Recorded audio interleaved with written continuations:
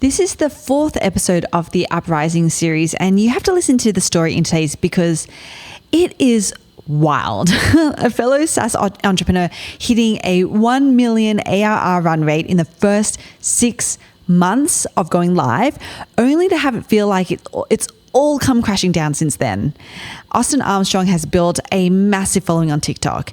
We're talking hundreds of thousands of followers, and then one day, poof, it's all gone. His account was banned, and with it went his main source of leads, revenue, and brand deals. But here's the thing, Austin didn't let that setback define him. Instead, he used it as fuel to diversify his social media presence and create something even bigger. So in this episode, we're going to be diving deeper into Austin's journey of resilience and transformation. We're going to be exploring how he bounced back after losing everything on TikTok, the strategies he used to build millions of followers across multiple platforms, and the birth of his AI-powered social media tool, Syllabi, and the challenges he's facing as a founder. If you've ever wondered what it really takes to succeed in the world of social media and entrepreneurship, you will not want to miss this conversation. In fact, this conversation was such a great personal reminder for me, a reminder to never try to compare yourself to anyone else you see or follow, because you never know what they might be going through and the challenges that they're currently facing. My name is Deidre Shen, CEO and co-founder of Capshow, the fastest way to create content that helps you get more leads. This is Win the Content Game.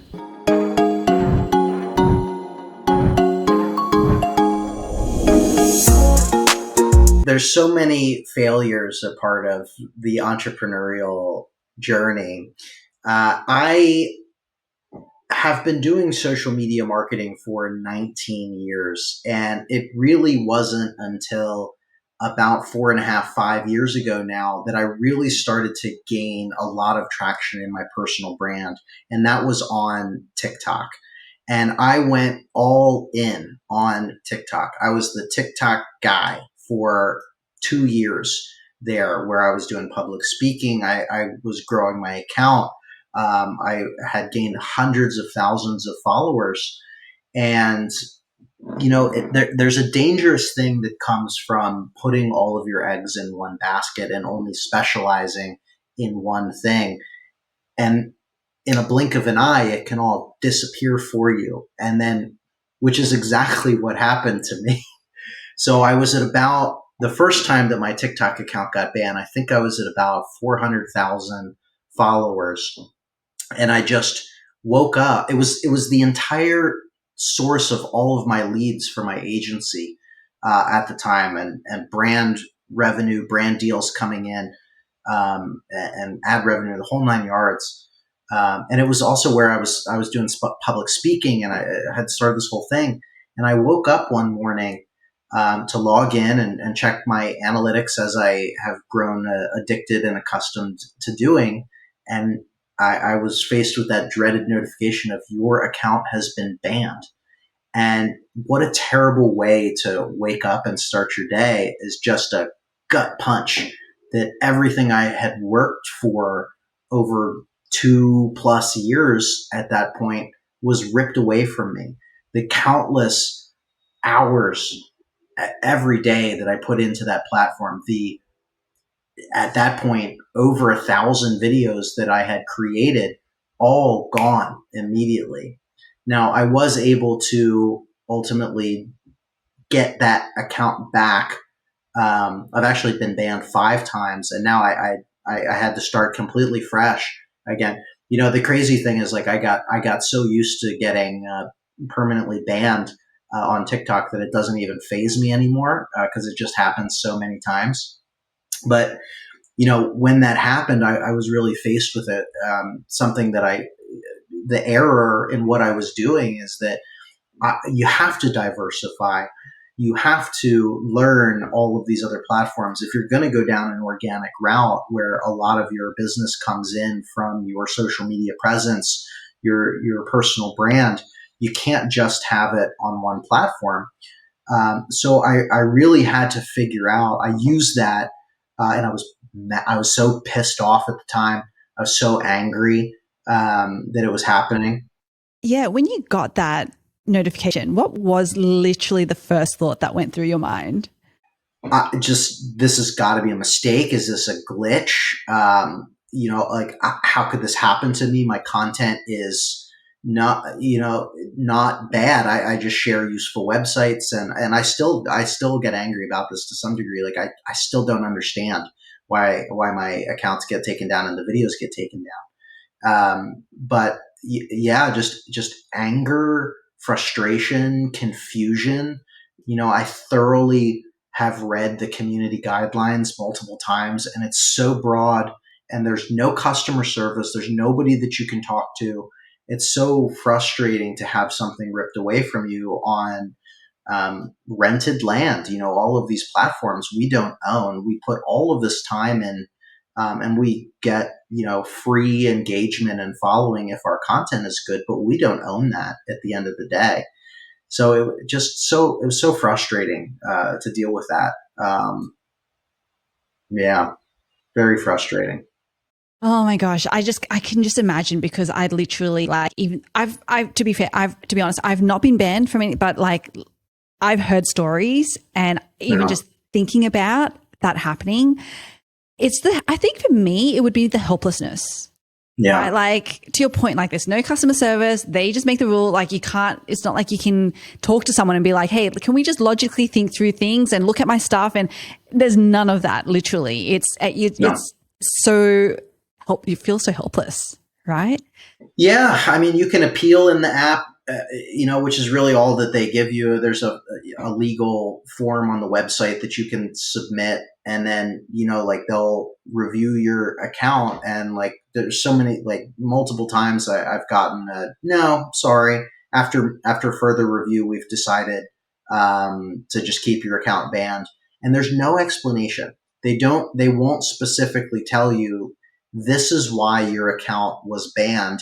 Here's what you should have prevented. Here's what you can do again in the future. So, like, to this day, I have no clue. It's all best guess. I have no clue. And there's accounts bigger than mine, and that share similar content. And there's accounts that, are very much more risky in a lot of other areas than the digital marketing oriented content that I put out there. But for some reason, I keep getting banned. And I have zero explanation of why. There is nothing in the community guidelines that specifically says this. It just, they blanket label it as integrity and authenticity. What the hell does that mean? What does that mean?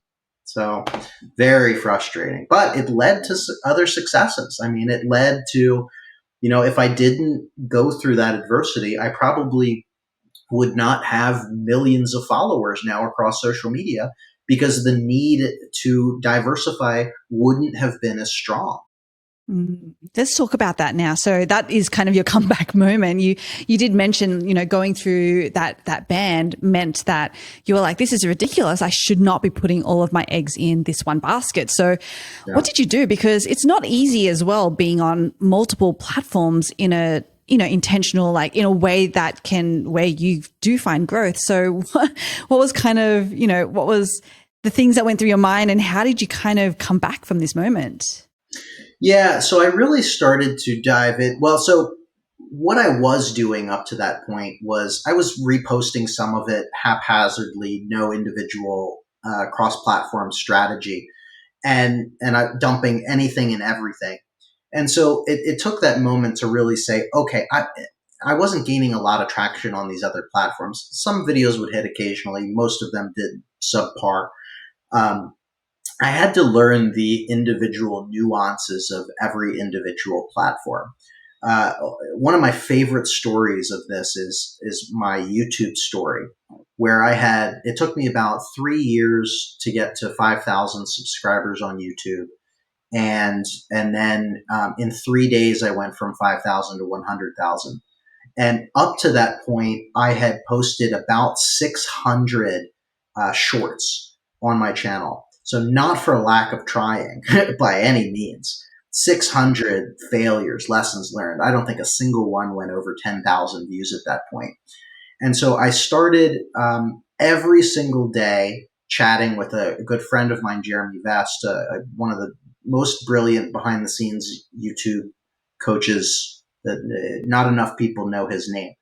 But we were like, I got together with him and I'm like, we're going to figure out YouTube Shorts together. And so we started every single day creating multiple videos, multiple styles, studying other content creators, studying hooks, meticulously looking at audience retention graphs, length of videos down to like the single seconds, and focusing on not posting every piece of content that I was creating, but only the most viral, broad-oriented content, testing different titles. And ultimately that accountability and coach and just having a purpose there worked. And so what happened was I realized that rather than posting random digital marketing, even though digital marketing was a niche, what really worked for me in particular was a listicle oriented content. So top 5 useful websites in a conversational delivery style. So it's like side profile of me talking to myself. And they're corny. I still do these types of videos. They're corny, but the information is really helpful in those videos. And so I only started uploading those videos every single day, similar topics. One exploded. It now has about 23 million views on YouTube, I think. That one video has generated over 300,000 subscribers. And then we dove even deeper, so I noticed my North Star specifically on YouTube Shorts is a 49-second video that I can get at least 38 seconds of retention on. If I can hit those very specific by the second metrics, predictably every video or more than 50% of those videos perform well. So that is my North Star for every single one. I know the opening hooks. I know how long every single clip needs to be in that video. And that is what's worked for me. And then just figuring out the other cadence on other platforms as well. So yeah, I mean, 3 years to get to 5,000 subscribers on YouTube. I now have 600,000 subscribers on YouTube. I just crossed.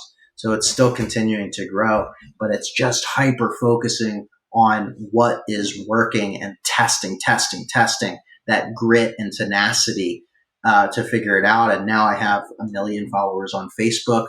I've got almost 800,000 followers on Instagram, 600,000 followers on YouTube. On TikTok, I was banned at 860,000. Again, I don't think I'm getting it back, but now I'm up to 170,000 followers again. I just hit 100,000 followers on Threads, which is ridiculous. It's such a silly platform that nobody talks about. But like that mindset of figure out the subtle nuances of what works on each individual platform and then keep doing exactly what works on that individual platform. And this is the thing that I think a lot of people don't talk about or deeply understand is like what you did to get to the numbers that you're at now is actually not something that the average person is going to do. Like we all love the dream, right? Of like, yes, I would love to have those many followers. But it takes what you did, which is not an easy thing, like super not easy, like one of the most difficult things to do to actually get there. So I just want to point that out because like, I know I can be guilty of this where it's like conceptually, I'm like, yes, I would love this, but then the reality of like what you needed to get there is so different. It's so different. Like talk us through a little bit of like what that actually took. I mean, I know you mentioned words like grit and resilience and tenacity, but like what, like why? Like this, so like I'm like, yeah, why? Yeah. Also, like what kept you going with all of that? So I was fortunate enough to have found what I wanted to do very early on in my life. I've been doing social media since I was 14 back on MySpace, and I had a lot of success. I had hundreds of thousands of followers on MySpace when I was 14. And that's in a very impressionable age where your prefrontal cortex is still growing and there's outside praise coming in. Now because I've been surrounded by my business partner is a clinical psychologist, and so I've gone down that path of like DISC assessment and tons of meditation, and I constantly like to learn motivation styles and whatnot. And for me, just being transparent and through self-reflection, recognition is my motivation. I like to be recognized. That it is what it is. And I seek that validation and I seek that recognition. I want to be recognized by people. I want to be recognized by people I look up to and peers. And I've known for now 19, almost 20 years exactly what I wanted. And I celebrate every win along the way, no matter how small, but I've never burned out because it's all I've ever wanted. And maybe I'm fortunate. I don't know. Like there's so many years there, 15 years of, pardon my language, 15 years of eating shit. But you learn, you fail. Like I'm a big Gary Vee fan, and he used to talk that way. Now he's a little bit more empathetic, I think. But you're so young. You're so young. Put your head down and just do the thing forever until you get there. And I'm there. I'm there now. I've accomplished almost all of my goals. And I still feel like I'm just getting started. But it's because of that clarity and knowing and just, having, having the understanding that all it takes is just repetition. It's just every failure leaves clues. You can learn something from every failure. So just never stop. You want to work on this thing, just keep doing it. Just keep doing it. And I've never had a problem with failing.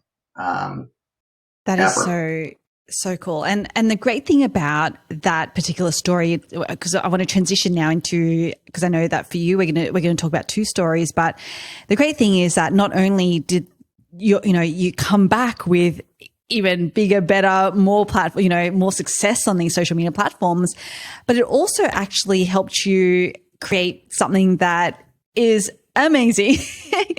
We met, almost, I would say like 2 years ago, almost 2 years ago. Yeah. When I think you guys, you were just about to launch. We maybe had just launched. And your story has been phenomenal, with Syllabi. So, but it's not all roses. Nope, so tell us a little isn't. bit about that journey, and specifically, what you're kind of currently going through. Yeah. So Syllabi is basically the collection of my social media thesis packaged into an AI software. My entire mission of what I do is that social media has changed my life, and I just want to provide the tips, tools, and strategies to help change your life if you're willing to as well. And so as an agency owner, I've worked in the agency space for 10 years. I've owned an agency for over 5 years. And I really just systematically took the approach that I took to help grow my own social media following and all of our clients. And we turned it into what is Syllabi. And when I had the idea for Syllabi initially about 3 years ago, this was pre-AI. I started working on this. I'm a terrible project manager. So I had hired a development team. Here's my idea. It started off as like a content strategy tool. That's the biggest and most important part to creating successful content is being able to effectively do competitor research and develop a strategy that you can systematically follow. That was the first sort of idea and MVP of Syllabi. And I am very much in favor of build in public versus build incognito, right? Is it incognito, right? Or just say nothing until you launched, and it's like, here we are. No, I wanted to take people along the journey. So I built in public. I talked about the ideas. I did user interviews in public. I put social media posts out there. What do you think about this idea? Here's a tool I'm working on. What would you like to see? What features? And when and then we threw up 2 weeks before we launched, we threw up a landing page and leaned into FOMO and collected emails for like a 50% discount. We got over 10,000 emails. So we proved the idea. I completely self-funded this project as well. And so when we launched, we immediately were profitable day one. It was a rocket ship. We actually got up to over the 1 million ARR mark in less than 6 months. Every single month was a rocket ship. I'm like, here we go. Nothing's ever going to slow us down. It's going to be perfect, and that's not what happens. It started off like, like you gotta, spoiler alert. So we hit a point where, market saturation, how I was marketing it through my audience hits a peak there, because of, there's only so many followers that are interested in your product, right, until it takes off. We're not the cheapest tool. We are a premium priced tool because it's a premium solution. It's not meant for everybody. And so we started there's AI tourism going around. So that's a big part of it as well. I'm part of the problem in that, I think, too, like where basically what AI tourism is people are trying a bunch of different tools rather than committing to one individual tool and workflow. And so we have a churn problem. And so we've been on we were on a downward slope. Now we're kind of level, which is good because we're able to really jump into like data analysis and churn reduction methods and cohort analysis type stuff, because we were kind of feature driven for the past year and a half. And now we have pretty much every feature that we've wanted to have. And so it's an ongoing problem. It's an ongoing struggle. This is startup life. This is founder life. This is entrepreneur life. You have to be okay with getting punched in the gut over and over again, but being able to stand up and learn from that, learning how to defend that analogy that comes through, and just never quit. But yeah, I mean, that's, we're all hands on deck right now, trying to, work on our UX, our UI, doing deep competitor research, deep customer conversation, bringing on outside consultants and experts. So we're working on everything. But yeah, it's an ongoing struggle. It is so tough because, to your point, you've been growing, it was like explosive growth, right? And it's kind of, that becomes your norm, where it's like, okay, you can only go up from here, surely. Yeah. And then it's like the first month that you drop, and the second, talk us through that, when that was happening, what was going through your mind? Yeah, it's scary because you start to have thoughts like, did we scale the team too quickly? Are we going to have to let people go? Or am I going to have to, just full transparency as founders, we all took pay cuts because we got to do what we got to do. We pay ourselves a salary, but we have taken less money for the time being because we are going to ride this out before we take any cuts from our employees or start cutting staff in general. We're taking the brunt of that. That's how we're trying to get through. But you're faced with scary situations when you look at your run rates and your projections, and in the middle of trying to raise, it becomes a different conversation when you're trying to raise and your numbers are going down rather than going up. Every investor wants to see straight up, and they want the churn to be zero, and they want every metric to look good before investing. But that's not really the reality. So you have to, paint that picture of why this is happening, what you're doing specifically to work on, improve that, how you can, prove or prevent or present without a shadow of a doubt that this is going to work. It's scary. And is there any part of you, if you're open to sharing this, is there any part of you that, obviously when you're trying to raise and you're trying to paint a picture, was there any part of you that didn't quite believe it? And I'm not trying to say that you're being a fraud or anything like that, but these things go through our minds, right? Where we're like, maybe we're not that good, or like, because these objective things are happening, i.e., revenue's dropping, and so did anything like that cross through your mind during this time?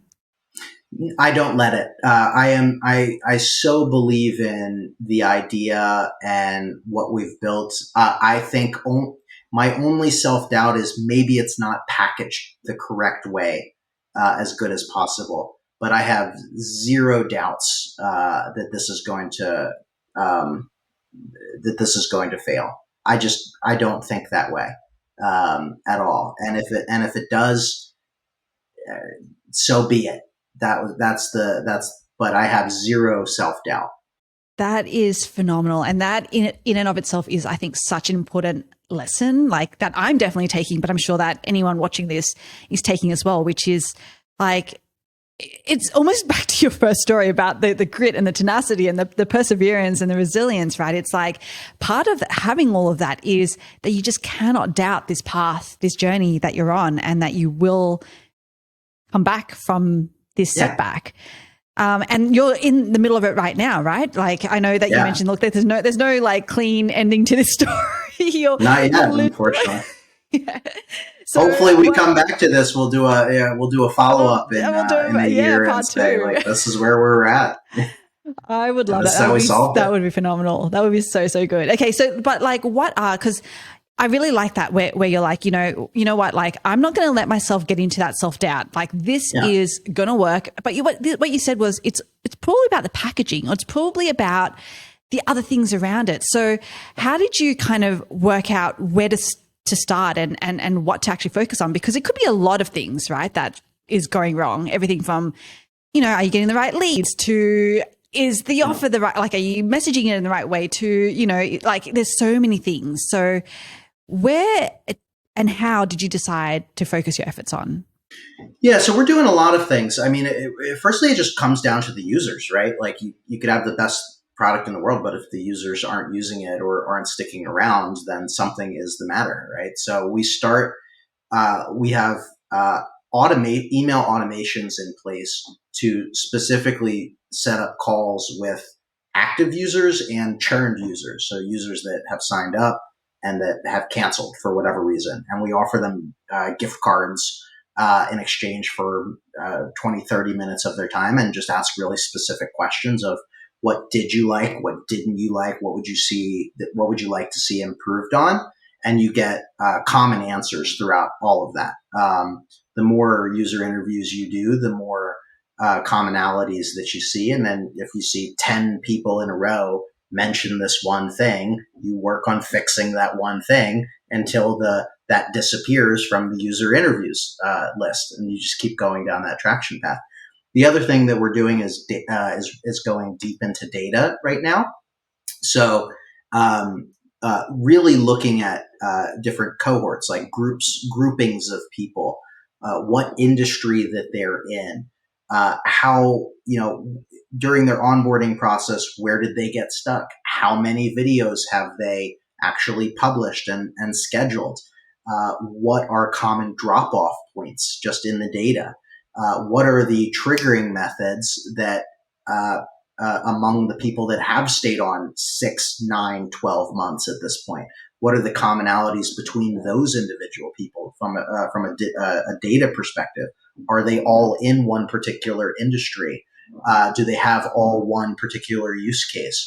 Have they done one feature that after they got to that feature, they realized that they were hooked and this was the tool for them? Really just looking at, because we are fortunate enough that we have a lot of users, and we've had a lot of users, so we have a lot of data that we can look at. And we do still have a lot of new trials coming in, so we do have a lot of old data and new data coming in that we can really study. And we're looking at hiring other external consultants. There's great tools out there like Clarity right now that you can hire on a per minute basis. Experts from Microsoft, Google, startups in your particular industry, and ask them specific questions like, how did you resolve this churn problem that you went through? Can you help us go through our UI UX?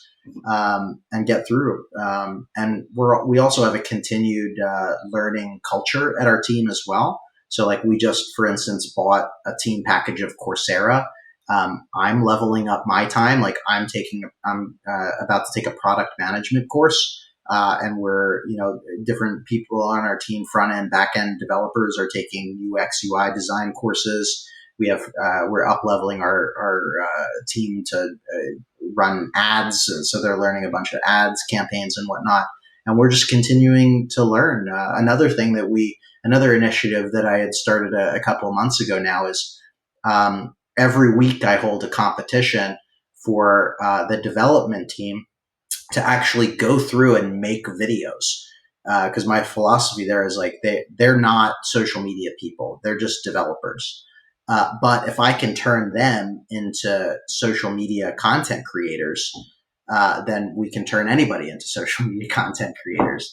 And so just having them going through the flow, like they're, basically they get incentivized. Whoever gets the most views on social from a video entirely created and published through Syllabi each week gets $25. So it's just a nice little game, and we share. But like they share the video link, they share the thought process behind why they chose that particular topic, and they share feedback points of annoyances or bugs or feature requests, things that would make things easier, things that were confusing, and so we have that internal use case as well. So those are a lot of the things that we're working on. That's awesome. That is so cool. And this is the thing, like, this is exactly what you're talking about. Like, believe in yourself and what it is that you're doing, and the rest actually kind of starts to fall into place, right? When you put the problem solving hat on, like you think about things differently, which is so cool to see you do. Okay, let's talk about Syllabi a little bit. I know you have a free 7-day trial for everyone to try. Mm-hmm. So can you, where should people go and what should they expect? Yeah, it's syllabi.io. That's syllaby.io if you want to try it out. I really just took all of the problems and pushback points that I've ever heard or gotten from what's stopping somebody from being successful on social media, and we turned it into a tool. So what Syllabi essentially does is it shows you the trending topics and content ideas in your industry so you can make educated decisions on what content to make. It shows you search volume data, hashtags, cost per click, if it's trending up, if it's trending down, so you can make the best decision on what type of content to create. It then will write video scripts for you if you want. You also have the ability to type your own script, or you can use AI, and we've done all the back-end prompting for you. To make perfect social media ready scripts from my personal philosophy of what goes into a good script, and then creation of the videos however you want. So we create videos in a lot of different ways. You can make faceless videos if you want, sort of templated style videos that perform well. You can clone your voice with AI, so you can actually have your own voice in those faceless videos. You can make talking photo avatar videos, so you can upload a headshot of yourself or an animated character, and it moves the mouth and the head and the lips to record. Our most recent feature that we released is AI video avatars, so real clones. So you can actually submit a one-time recording of yourself, and our technology clones you. So it looks like you, moves like you, sounds like you, so you can create infinite videos on topics your customers are searching for without needing to press record. Or you can just take the front half of that, the ideas, the script, you record it on your phone or your device and upload that into Syllabi, and then you can edit it. We built a custom video editor. So you can actually, it's like similar to CapCut. So you can actually edit the video, add in B-roll, stock photos, music, anything that you want. And then you can schedule and publish it directly to your social media accounts. So you can link all of your accounts, you can schedule them out, you can publish it, and then you can actually track your analytics as well. So you can see all of your views, likes, comments from the videos that you've published in Syllabi, all in one dashboard. It's really meant to replace 5 or 6 different software tools, or at a very low scale, replace the need to hire a marketing agency if you're just getting started, or if you're a marketing agency owner that wants to work in AI and manage all of your clients in one place. It's an awesome workflow tool. That's awesome. All right. So syllabi.io. Thank you so much, Austin. This has been amazing. Thank you for being so transparent and open. Yeah, of course. Yeah. Thank you. Thank you so much for having me. Wow, what an incredible journey Austin has been on. From the highs of TikTok stardom to the lows of getting banned and then building something even better. It just goes to show that with the right mindset, setbacks can truly become opportunities. I'd love to hear from you. What's one thing from Austin's story that inspired you or made you think differently about your own content journey? Let me know through the link in the show notes. And speaking of tools to help you with your content, don't forget to check out Syllabi. Austin's given us a special link for a 7-day free trial, which you can find in the show notes as well. And if you want to get into the nitty-gritty of implementing my entire content marketing system, the Honey Trap method, then you have to listen to my limited podcast series, Content Marketing Tips. I break it down for you piece by piece, literally element by element, so that you can actually get more leads and more clients with your content. So you will find the link to the show in the show notes for that. Thank you for tuning in today's episode. My name is Deidre Shen, and as always, stay intelligently lazy.